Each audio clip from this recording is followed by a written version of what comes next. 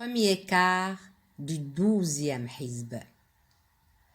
Deux hommes d'entre eux qui craignaient Dieu et qui étaient animés par sa grâce dirent alors: forcez leurs portes et, une fois que vous l'aurez franchie, vous serez les vainqueurs. C'est à Dieu que vous devez vous en remettre si vous êtes des croyants sincères. Ô Moïse, s'écrièrent-ils, jamais nous y entrerons tant qu'ils ne l'auront pas quitté. Allez-y, toi et ton Dieu, pour les combattre. Quant à nous, nous resterons là à attendre. Seigneur, dit Moïse, je n'ai de pouvoir que sur moi et mon frère. Éloigne de nous ce peuple pervers. Cette terre, dit le Seigneur, leur sera interdite pendant 40 ans, durant lesquels ils seront appelés à errer de par le monde. Ne te tourmente donc pas pour un peuple aussi pervers. Raconte leur l'histoire des deux fils d'Adam telle qu'elle s'est déroulée. Chacun des deux frères avait fait une offrande, mais celle de l'un fut acceptée alors que celle de l'autre ne le fut point. « Je te tuerai », dit ce dernier à son frère, qui lui répondit: « Que veux-tu? Dieu n'accepte que de ceux qui le craignent. Et si tu portes la main sur moi pour me tuer, je n'en ferai pas de même, car je crains trop mon Seigneur, le Maître de l'univers, pour commettre un pareil crime.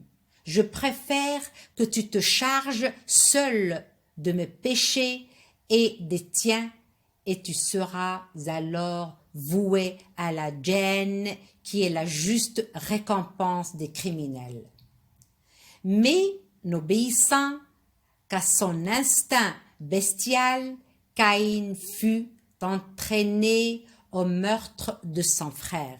Il le tua donc et se trouva de ce fait du nombre des réprouvés.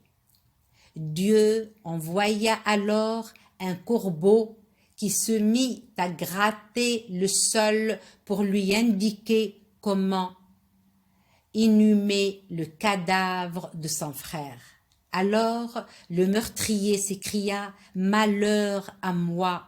Suis-je donc incapable d'imiter ce corbeau et d'ensevelir la dépouille de mon frère ?» Et, depuis lors, il ne cessa d'être rongé par d'intenses remords.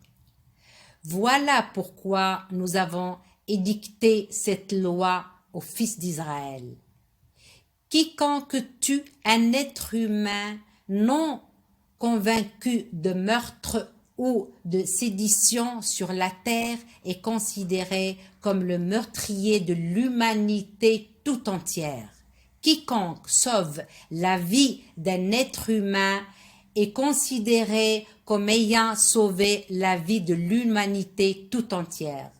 Malgré les multiples et irréfutables preuves qui leur furent apportées par nos prophètes, beaucoup d'entre eux n'en continuèrent pas moins à commettre des excès sur la terre. La seule récompense de ceux qui font la guerre à Dieu et à son prophète et qui provoquent le désordre sur la terre est qu'ils soient mis à mort, crucifiés ou amputés d'une main et d'un pied par ordre croisé, ou qu'ils soient expulsés du pays. Ce sera une dégradation pour eux dans ce monde, en plus du terrible châtiment qui les attend dans la vie future, à l'exception de ceux qui repentent avant de tomber en votre pouvoir. Sachez que Dieu est clément et miséricordieux.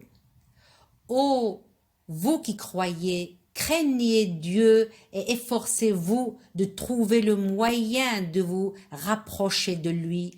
Déployez vos efforts pour sa cause, ainsi vous réunissez.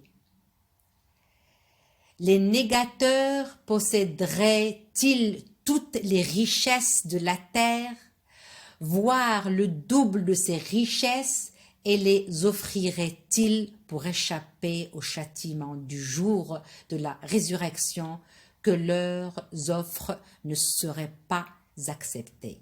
Leur supplice sera atroce. Et tous les efforts qu'ils déploieront pour sortir de l'enfer seront vains, car leur supplice y sera éternel. Au voleur et à la voleuse, coupez la main en punition de leur forfait.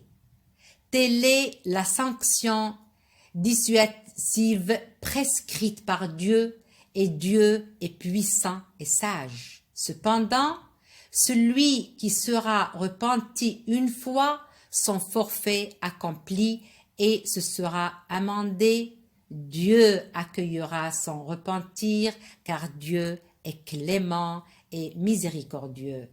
Ne sais-tu pas que Dieu est le maître des cieux et de la terre? Il punit qui il veut et pardonne à qui il veut, car sa puissance n'a point de limite.